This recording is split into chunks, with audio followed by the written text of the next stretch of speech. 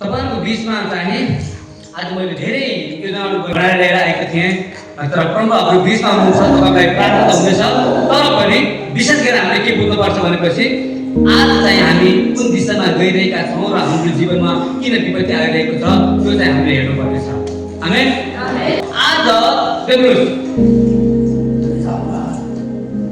झुटा शिक्षाहरूको बारेमा आज म तपाईलाई तपाईको आँखा खोल्ने छु जति पनि मण्डली परिवारहरु हुनुहुन्छ कान सदस्य हुनुहुन्छ है तपाईहरुले चाहिँ सुन्नु पर्ने छ आज तपाईको घरमा समस्या आउनुको कारण के छ भनेपछि तपाईले बाइबल नपढ्नुको कारणले तपाईको संगत कोसँग छ त्यो संगतको कारणले गर्दाखेरि तपाईले कोसँग हुनुहुन्छ कोसँग बस्नुहुन्छ तपाईको उठाएर बसाएको कारणले गर्दाखेरि यदि अघि नै मैले पहिले नै तपाईलाई भनेको थिएँ यो फूल चाहिँ तपाईले लारीमा किन्नुभयो भने तपाईले 150 मा पाउनुहुन्छ जब यहीलाई शोरूममा जानुभयो भने तपाईले 500 मा पाउनुहुन्छ यहीले तपाईले नदानकोटको माथि खाडीमा जानुभयो भने यही फूललाई तपाईलाई 1000 पर्छ कीमत फूलको हैन ठाउँको कीमत छ के को कीमत छ ठाउँको जग्गाको कीमत छ त्यसैले तपाई कस्तो ठाउँमा को व्यक्तिसँग तपाईको संगत छ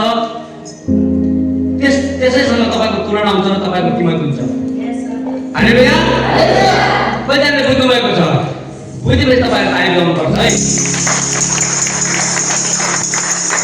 मैले बासुनुहोस्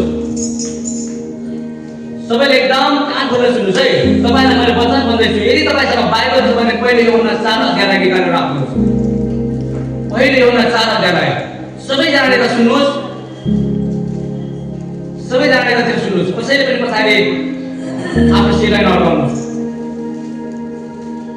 बाइबलले के भनेको छ भने पहिले यूहन्ना 4 अध्यायको 3 पदलाई जाने पढ्नु त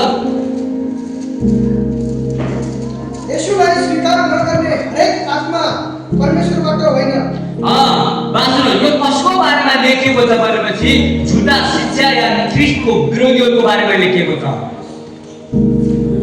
कसको बारेमा लेखिएको छ झुटा शिक्षा र ख्रीष्टको विरोधीहरूको बारेमा लेखिएको छ जसको बीचमा आज तपाईँ र म बसेका छौं जसलाई तपाईँ र मैले चाहिँ धेरै आदर गर्दछौं मित्रतामा जोडिएका छौं उनलाई हामीले आफ्नै हृदय खोलेर उनलाई हामीले सबै कुरा भन्दछौं तर चाहिँ तिनीहरू चाहिँ ख्रीष्टको विरोधी व्यक्तिहरू हुन् ततै तपाईले पनि त्यस्तै त गर्नु भएको छैन के तपाईले गरेको संगत चाहिँ ख्रीष्टको सन्तानहरू हुन् के तपाईले जुन व्यक्तिसँग हिँडिराख्नु भएको छ घुमिराख्नु भएको छ त्यो व्यक्तिसँग खाइराख्नु भएको छ के त्यो व्यक्ति चाहिँ ख्रीष्टले चुन्नु भएको व्यक्ति हो होशियारी रहनु बाइबलले के भनेको छ भनेपछि तिनी ख्रीष्ट विरोधी व्यक्ति को हो त झुटा व्यक्तिहरु को हो त आज तपाईं र मैले हेर्ने छौं फेरि पछाडि पढ्ने छौं पहिले यूहन्ना 4 अध्यायको 3 पदले के भनेको छ येशूलाई स्वीकार नगर्ने येशूलाई स्वीकार नगर्ने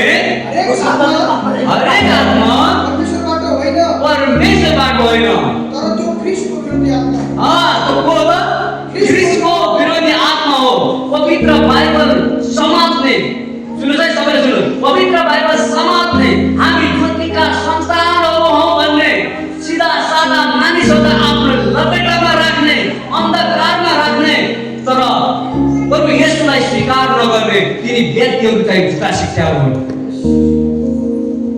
तिनी व्यक्तिहरू हुन् तिनी व्यक्तिहरू चाहिँ झुटा शिक्षाहरू हुन् बाइबल चाहिँ समात्नु भएको हुन्छ बाइबल पढ्नु भएको हुन्छ तर चाहिँ प्रभु येशूलाई चाहिँ परमेश्वर भनेर स्वीकार गर्नु हुँदैन उहाँहरू चाहिँ झुटा शिक्षाहरू हो जो तपाईको र मेरो बीचमा हुनुहुन्छ तपाईको र मेरो बीचमा नाच्नुहुन्छ बाइबलले के भन्छ यस्तो व्यक्तिसँग तपाईले संगत गर्नु भनेको चाहिँ तपाईको जीवनलाई चाहिँ नष्ट बनाउनु हो यस्तो व्यक्तिलाई आदर गर्नु भनेको तपाई त्यही व्यक्तिसँग मिल्नु भनेको बाइबलले भनेको छ मैले भनेको छैन तर जसको विषयमा त्यो आउँछ भन्ने तिमीहरूले सुनेका जसको विषयमा तिमीहरू आउँछन् भने तिमीहरूले सुनेका थियौ अब यस संसारमा आइसकेको छ अब त्यो चाहिँ यो संसारमा आइसकेको छ यसले नै परमेश्वर हुनुहुन्छ भनेर तिनीहरूले स्वीकार गर्दैनन् तर चाहिँ परमेश्वरबाट होइन तर यसले नै परमेश्वर भनेर तिनीहरूले स्वीकार गर्दैनन् अनि तिनी व्यक्ति परमेश्वरबाट पनि होइन तिनी मित्रहरू तर त्यो ख्रीष्टको विरोधी आत्माहरू जसको विषयमा त्यो आउँछ भनेर बाइबलमा पहिले नै आजभन्दा 2025 वर्ष पहिला भविष्यवाणी गरिएको थियो त्यो चाहिँ अब आइसकेको छ तपाईको मेरो बीचमा आइसकेको छ। तपाईँ र म चाहिँ सतर्क रहनुपर्छ। अनि बाइबलले के भन्छ, अब त्यस विरोधीको आत्मालाई तपाईँ र मैले कसरी चिन्ने त? हो कि होइन? आवाज आएन? हो कि होइन? तपाईँ र म जसको बीचमा नाचिरहेका छौँ, घुमिरहेका छौँ, खाइरहेका छौँ, उठिरहेका छौँ, हिँडिरहेका छौँ, त्यो विरोधीको आत्मा होइन भनेर तपाईँ र मैले कसरी विश्वास गर्ने? या त विरोधीको आत्मा हो भनेर तपाईँ र मैले कसरी चिन्ने? बाइबलले के भन्छ, अब त्यस विरोधीको आत्मालाई कसरी चिन्ने त? धर्ममा पार्नेहरू तिनीहरू सबैभन्दा पहिला के गर्छन्? तिनीहरूलाई धर्ममा पार्नेहरू, छली गर्नेहरू र ख्रीष्ट विरोधीको आत्माहरूलाई हामीले कसरी चिन्ने त? दोस्रो यूहन्ना 1:7 हामीलाई केही सिकाएको छ। के तपाईँ हामीले सुन्न चाहनुहुन्छ? यदि तपाईसँग नोटबुक छ भने तपाईले नोट गरेर राख्नुहोस्। तपाईलाई चाहिँ यो धेरै कामको चिज छ, तपाईलाई परिवर्तनको चिज छ। आज हामी एउटै घरमा, एउटै परिवारमा, एउटै सदस्यहरूको बीचमा बसेका हुन्छौँ, फेरि पनि हाम्रो जीवन कहाँबाट तहस नहस हुँदैछ त्यो हामीलाई थाहा भएको हुँदैन। तपाईको र मेरो बीचमा जो व्यक्ति हुनुहुन्छ त्यो विरोधीको व्यक्ति हो या पवित्र आत्माको व्यक्ति हो तपाईलाई थाहा छैन। त्यसैले दोस्रो यूहन्ना 1:7 के भन्छ भने, किनकि धर्ममा पार्ने धेरैजना संसारमा आएका छन्, जसले येशू ख्रीष्ट शरीरमा आउनु भएको हो भने तिनीहरू स्वीकार गर्दैनन्। तर दानको लागि, मानको लागि, सम्मानको लागि, आफ्नो कुर्सीको लागि, आफ्नो पोस्टको लागि तिनीहरूले चाहिँ हरेक सिधा साधाहरूलाई चाहिँ आफ्नो लपेटामा राखेर तिनीहरूले चाहिँ परमेश्वरको महिमा गरिरहेका हुन्छन्। त्यो व्यक्ति चाहिँ झुटबाट हो। त्यसैले बाइबलले के भन्छ भनेपछि, जसले परमेश्वरको वचनले के भन्छ, जसले आफ्नो मानको लागि, शानको लागि, दानको लागि र कुर्सी र पोस्टको लागि जस व्यक्तिले सिधा साधा मानिसहरूलाई धर्ममा पारेर तिनी व्यक्तिहरूलाई आफ्नो लपेटामा राखेर आफ्नो मान सम्मान खोजिरहेको छ, त्यसको जीवनमा चाहिँ परमेश्वरको आगो आउनेवाला छ। परमेश्वरले कसैलाई पनि छोड्नु हुँदैन। बाइबलले के भन्छ, एकजना व्यक्ति जो परमेश्वरबाट पछाडिएर गएको हुन्छ, यदि त्यो जानेको व्यक्तिलाई त्यसले परमेश्वरको पासमा ल्याएन भने त्यो जान्न नल्याउने व्यक्तिहरूमाथि मैले के गर्नेछु? विपत्ति ल्याउनेछु। तर जो व्यक्तिले जानी सिधा साधा मानिसहरूलाई आफ्नो लपेटामा ल्याएर आफ्नो मान सम्मानको लागि त्यसलाई डुराउँछ भने परमेश्वरले त्यसलाई कदापि छोड्नु हुने छैन। के बाइबलले के सिकाएको छ हामीलाई? व्यवस्थाको पुस्तक 5:7 के भनेको छ भनेपछि सबैले सुन्नुहोस्। किनकि धर्ममा बाइबलले यसरी भनेको छ कि परमेश्वरको वचनले के लेखेको छ, म बाहेक अरू कुनै पनि देवी देवताहरूलाई नमान्नु। के भनेको छ? म बाहेक अरू कुनै देवी देवतालाई नमान्नु। अलि जोडले यसमा धेरै आज्ञाहरू छन्, तर मैले एउटै मात्र तपाईलाई एउटा आज्ञा देखाएको छु कि बाइबलमा व्यवस्था विवरणको 5:7 के भनेको छ भनेपछि, म बाहेक अरू कुनै पनि देवी देवतालाई नमान्नु। तर यिनी व्यक्तिहरूले के गरेका छन् भनेपछि, जब दशैंको समयमा कानैभरि जमरा लगाउँछन्, कुनैभरि टीका लगाउँछन्, संसारको गली गलीमा गएर भ्रमाउँछन्, परमेश्वरको विरोधमा उनीहरूले आफ्नो इच्छा पूरा गरेका हुन्छन्। अनि जब संसारमा रमाइसकेपछि फेरि त्यही प्रभुसँग यही बाइबल समातेर, हे मेरो परम पिता परमेश्वर, हामी माथि दया गर्नुहुन्छ, यसको परमेश्वरले लेखा लिनुहुनेछ। यस्तो मान्छेसँग हिँड्ने व्यक्तिलाई परमेश्वरले लेखा लिनुहुनेछ। यस्तो व्यक्तिसँग सङ्गत गर्ने व्यक्तिलाई परमेश्वरले लेखा लिनुहुनेछ। किनकि तपाईले जानी देखी थाहा पाएर व्यक्तिहरूको सङ्गतमा तपाईँ हिँड्नुहुन्छ भनेपछि तपाईँले चाहिँ एउटा समूह बनाउनु भएको छ, उसलाई चाहिँ प्रोत्साहन दिनुभएको छ। यदि म चोर हो भनेर तपाईले थापाउँदा मेरो पछाडि लाग्नुहुन्छ भने मलाई पक्रिने पुलिसले तपाईँलाई पनि पक्रिन्छ।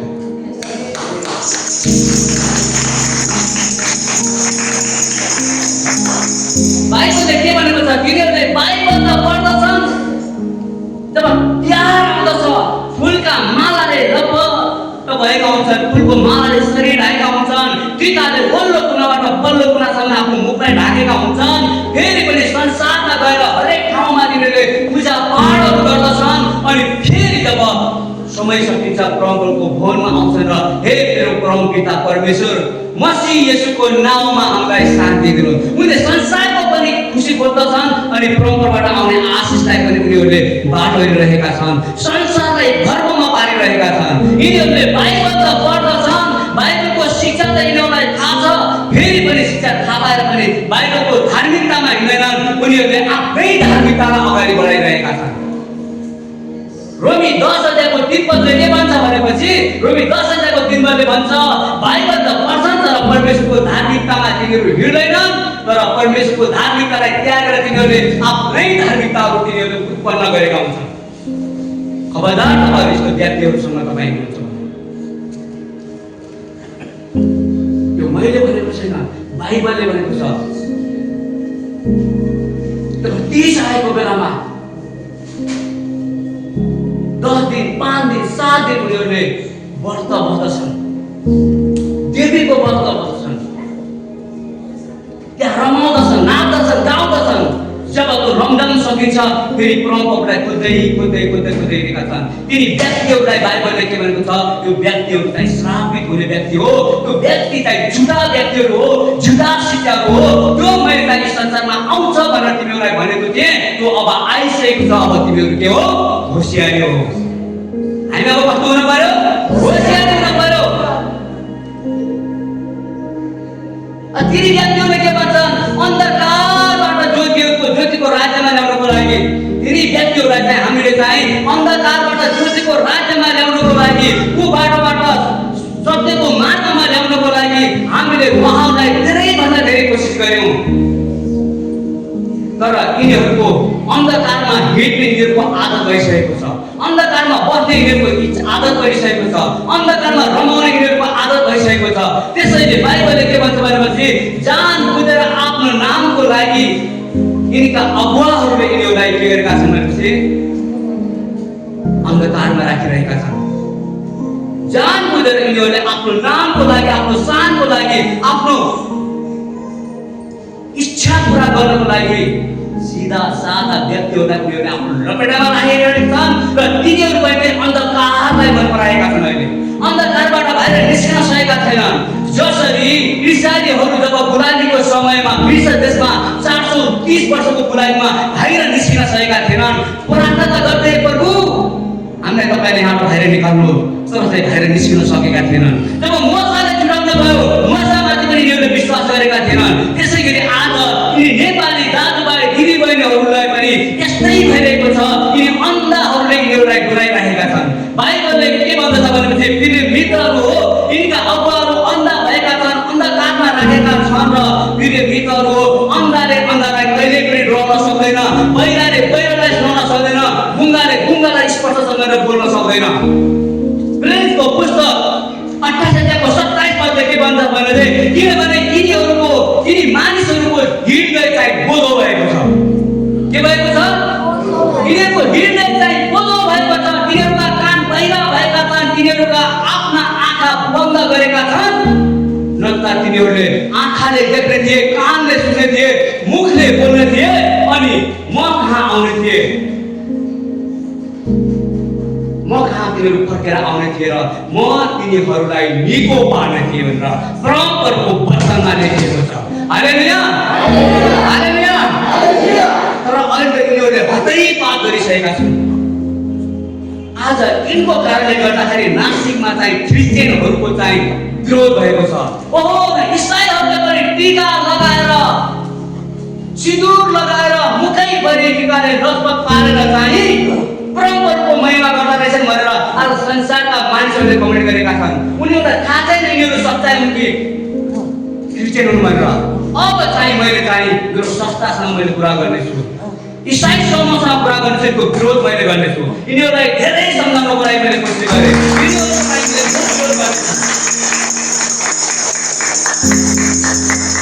यदि मान्छन् भने आफ्नो तरिकाले मागौँ, तर सन्ता क्लोज बनाएर सङ्गतिभित्र अनेकौँ अर्थ लगाएर क्रिस्चियनहरूको बदनाम यिनीहरूले नगरून्। यिनीहरूको मैले घोर विरोध गरेको छु।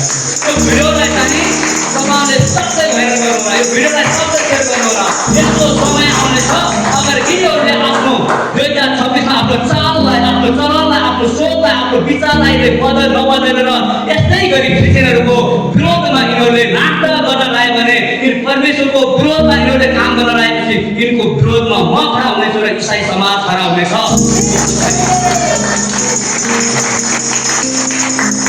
मित्रहरू, यस भिडियोलाई तपाईँको यदि आफन्तहरू हुनुहुन्छ भने, तपाईँको रिश्तेदार नातेदार हुनुहुन्छ भने भोलिको दिनमा चाहिँ यो माथि विपत्ति आउँदाखेरि पास्टर अशोकले गर्दाखेरि विपत्ति आएको कसरी नभन्नु होला।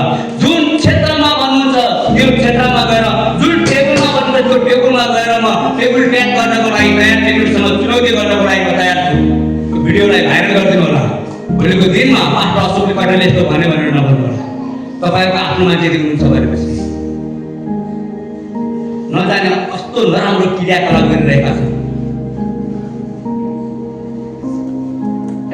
यता संसारको हरेक कुरालाई पनि मन पराउने, संसारको हरेक कुरालाई पनि देख्न चाहने, पाउन चाहने, यतातिर यसुलाई पनि प्रभु नगर्ने, यसुलाई प्रभु गर्न स्वीकार नगर्ने, यसुको विरोधमा बोल्ने, इसाईको विरोधमा बोल्ने, फेरि पनि शान्ता कुरो ल्याएर प्रभु यसुको नाममा उनीहरूले क्रिसमस मनाउने योजना गराएर उनीहरूले इसाईको बदनाम गर्न यिनीहरूले पाउँदैनन्। अगर इसाई बनेर बदनाम गर्न यिनीहरूले पाउँदैनन्, अगर क्रिसमस मनाउँछन् भनेपछि व्यवस्थाको अनुसार यिनीहरूले क्रिसमस मनाउनु पर्छ।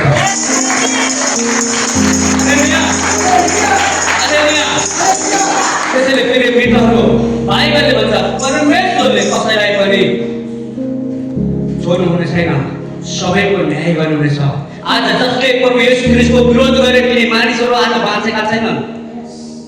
जसले प्रभु येशूको विरोधमा काम गरेका छन् तिनी व्यक्तिको जीवनमा आशिष छैन, उनको घरमा आशिष छैन, परिवारमा आशिष छैन, उनको सन्तानमा आशिष छैन, उनको खानदानमा आशिष छैन।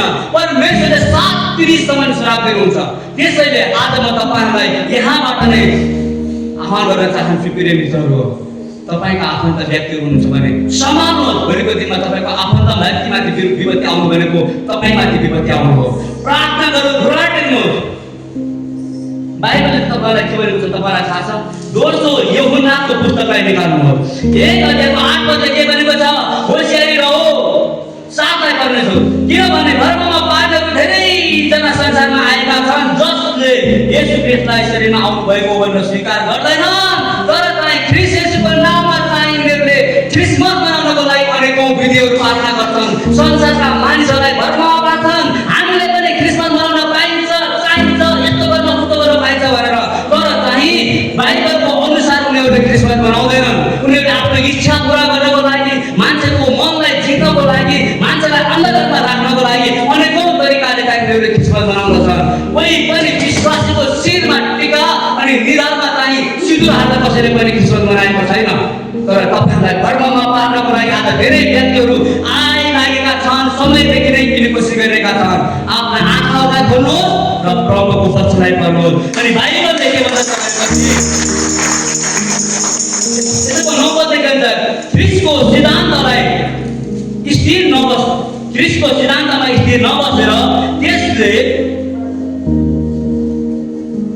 ख्रीष्टको सिद्धान्तमा स्थिर नबसेर त्यसको सीमादेखि बाहिर जाने मानिसहरूसँग परमेश्वर ख्रीष्टको सिद्धान्तमा स्थिर नबसेर त्यसको सीमादेखि बाहिर गएर क्रिसमस मनाउने व्यक्ति होस्, बाइबल पढ्ने व्यक्ति होस्, सुसमाचार सुनाउने व्यक्ति होस्, या सबैलाई अन्धकारमा राख्ने व्यक्ति होस्, त्योसँग न त प्रभु येशू ख्रीष्ट हुनुहुन्छ न नै परमेश्वर हुनुहुन्छ।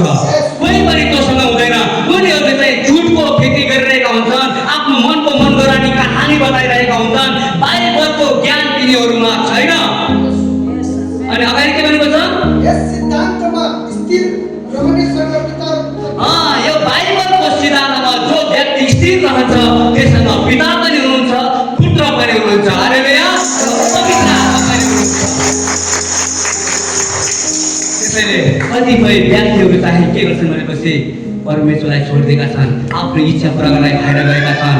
जतिले म तपाईलाई भन्दछु, अन क्यामेरामा भन्दछु, जतिले पनि यो साल परमेश्वरको विरोधमा क्रिसमस मनाएका छन्, जतिले पनि प्रभु येशू ख्रीष्टलाई लज्जित गर्नको लागि अनेकौं नाटक गराएका छन्, उनको कसैको घरमा पनि शान्ति हुनेवाला छैन। ठुला विपत्तिहरू आउनेवाला छन्। अनि खास गरेर त तिनको जीवनमा विपत्ति आउँछ जसले जानी बुझेर मान्छेलाई अन्धकारमा राखेको छ। यदि मैले पनि तपाईलाई जानी बुझेर बाइबलको शिक्षालाई मैले लुकाएर आफ्ना मनगढाएका कहानीहरू तपाईलाई भन्दछु भने, तपाईलाई अन्धकारमा राख्दछु र आफ्नो नामको लागि तपाईलाई इस्तेमाल गरेको छु भने मेरो घरमा पनि विपत्ति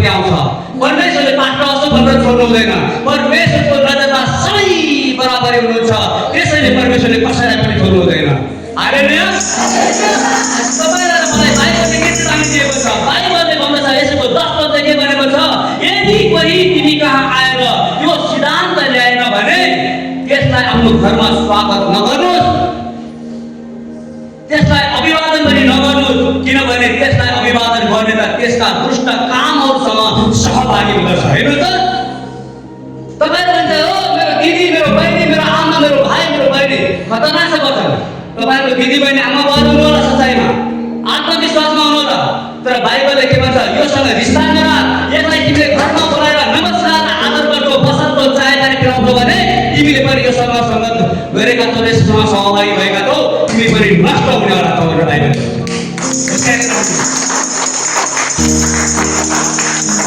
किनभने यिनीहरूमा स्पिरिटले भरिएको हुन्छ, यिनीहरू लालसामा परेका हुन्छन्, लोभमा परेका हुन्छन्। त्यसैले आफ्नो नामको लागि, आफ्नो शानको लागि, आफ्नो कुर्सीको लागि, आफ्नो टेबलको लागि, आफ्नो पोस्टको लागि कसैलाई पनि यिनीहरूले इस्तेमाल गर्न सक्छन्, किनभने यिनीभित्र स्पिरिटहरूले काम गरिरहेका हुन्छन्। म त्यसको घोर विरोध गर्दछु। मैले आउने समयमा हामी आफ्नो ठाउँबाट उठाउ